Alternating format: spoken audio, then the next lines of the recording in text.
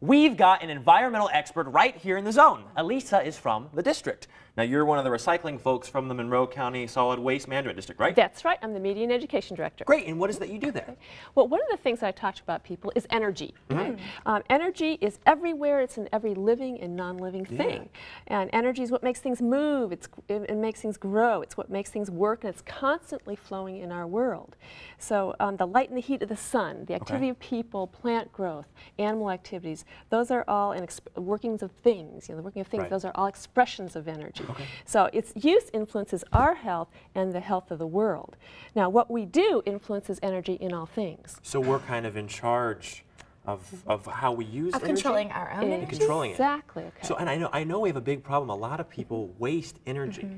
What are things we can do to, well, stop basically, that? what we want to do is use less fuel, if we can, be more energy efficient, and then use alternative. So turning off light switches when we're not renewable using rooms energies and TVs and stuff like that. Correct. So how do we control the energy that we have as humans? How do we gauge that? Well, let's do this. Let's have an energy exercise. Oh, great. And in this energy exercise, I am going to become the PE teacher. Fantastic. You are the students. Okay. So what you're going to do when you hear the fast music, you're going to alternate with running first, and then jumping jacks. And then running and jumping jacks. But when I say freeze, I want you to stop. Okay. And I'm going to ask you a question. Okay. So Are we ready? Yes. Let's have the fast music.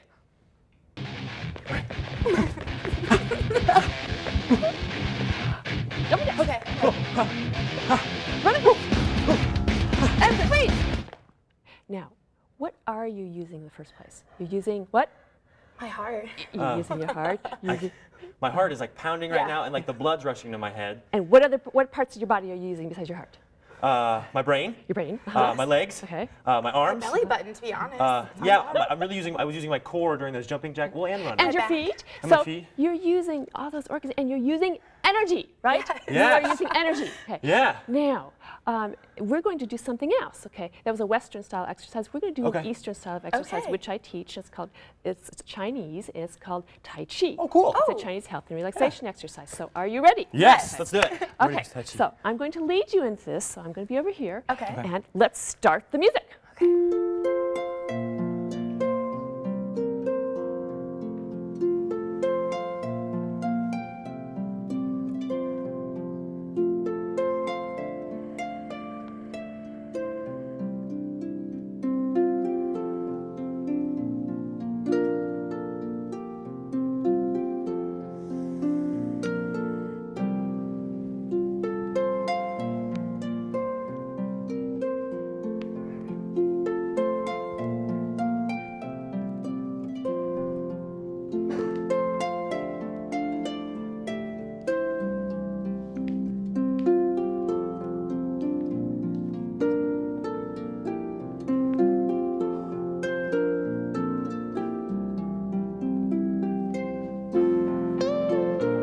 This is great. Now, I don't want to interrupt, but what are we learning from this? What are you using?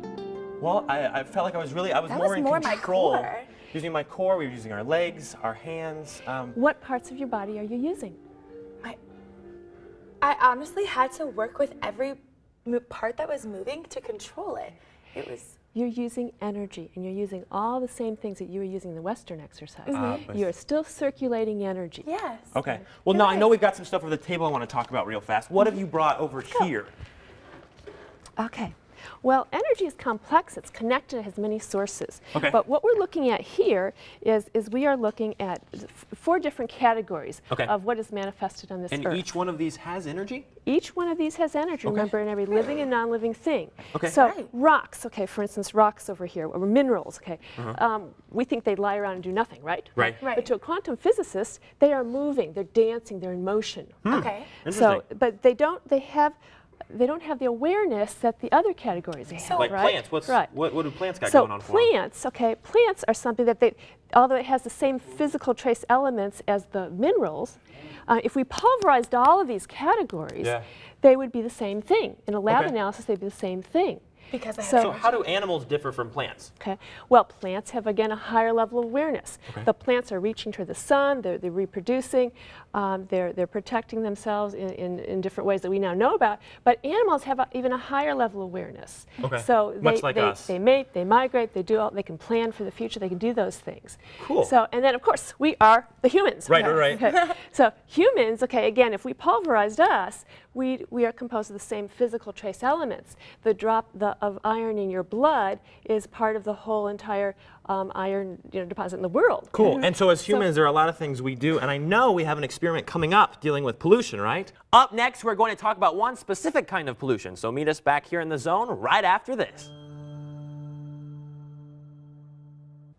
We're over here at the couch now. Let's pick up where we just left off with energy in all things. So we are the world. We are a miniature universe, and what impacts the Earth impacts us. Great. And what can we do to help save the Earth? Okay. Well, realize that what goes into our waterways eventually goes in the oceans, and that comes back to us. Okay. And without water, we are not able to live and survive, right? Nothing. It would be a dry, dusty planet, no living things. And how much of our body is made up of water? Well, about 70%. And that's even important in that your we take- muscles, your brain, your veins, there's a large percentage of water. Okay, now let's talk about the Great Garbage Patch, because I know this is a huge problem. There are these dead zones in our ocean, and in these dead zones, the majority of the trash that's there happens to be plastic. Now, we can look at this, and we have our own little ocean over here, Right, where we can find out what we can do about that. Okay, you want to go over there Yes. and show us what we can do? Great. Right.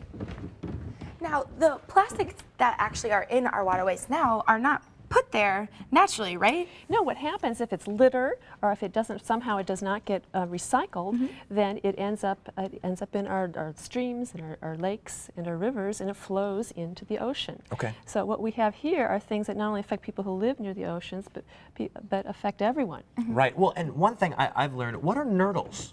Okay, nurdles are, what happens is plastic never truly decomposes. It breaks into these little fragments, and so these tiny little fragments are what we call nurdles. Okay. So those are the nurdles, and those can pollute for centuries. We don't know how long, but because of the chemicals in plastic, it causes pollution in the water, and not just on the surface, but on the bottom of the water too. Okay, and then if a fish ate a nurdle and then we eat that fish, then we're kind of... It gets it. We're a miniature universe again. exactly. Miniature universe. It So what are changes. things we can do to clean this mess up? Well, if we look at this, you look for things that can be recycled. We know, for instance, that plastic bags can be recycled. Yes. So it doesn't belong here. Okay, it belongs over here. Okay. And we have styrofoam, polystyrene cups can be recycled. So how And do you know when something is recyclable versus not being recyclable? Well, if it's a plastic container, you look on the bottom. If it has those 3 arrows over here, Okay. and it has a number, okay, let's show them Then- at home, make sure they know. if it's a 1 through 7, we know that that can be recycled in Okay, 1 through most 7. communities. So we want to put that over here. So let's put something up. What is that? All right, I have a 2 2. about right there. It's pretty small. Same thing. That can be recycled. So now what does it take to really just go down and do something like this in a nearby waterway? It's very easy to do. It's very easy to take care of it in the first place so it doesn't end up like this. And the studies that they have indicate that 80% of the plastics that get in our water and create dead zones in the ocean where nothing lives comes from the shore, comes from land. Wow. So not boats. Well, let's see if this one. So let's look again over here. Okay. And this one, Where is that one? I can't even... that one's kind of hard to see, but it's Oh, a it's- plastic Oh, one it right is there. right It has there. those 3 Okay. recycling arrows Now, right here. what do we do about these egg cartons? Egg cartons. Well, this Was it recycled? number here can be recycled, and if you have to look over here to open There it up is on one this right there. it's right Huh. there. It says So are there plastic numbers 6. past 7? There are numbers past 7 because there are a lot of different types of plastics. Okay. But generally most communities don't recycle those. At So this are point. those plastics you have to throw away? Those are Or what do you those are do with plastics those? you would. Of course, you want to rinse everything and you want Right. to throw them out, but those plastics you would have to throw, or you could reuse it for something. Okay, Alright. great. Well, I'm gonna do this one really quickly. And this one too. Again, look at the bottom, The bottom, right there. and you've got the number right there, and you can throw in the top too. So we've been recycling and cleaning up our waterways. What are some more tips for kids to go green? Well, first of all, they need to realize that 40% of our lakes and rivers are unfit for the basic needs of swimming and fishing. Oh, wow. And about 30% in Indiana. Now, they can use reusable bags, recycle plastics 1 through 7, pick up litter, teach people not to litter, and then don't buy bottled water in the first place. Don't buy it, and keep storm drains clear of leaves and litter. Seems just like personal actions of really trying to make it better. So That's right. Great. Well, Elisa, we thank you so much for your helpful tips and your knowledge on energy and pollution and recycling. So, you know, kids everywhere are living green and taking action at home and school. Up next, the inspiring story of students standing up for clean air in this Friday Zone Flashback.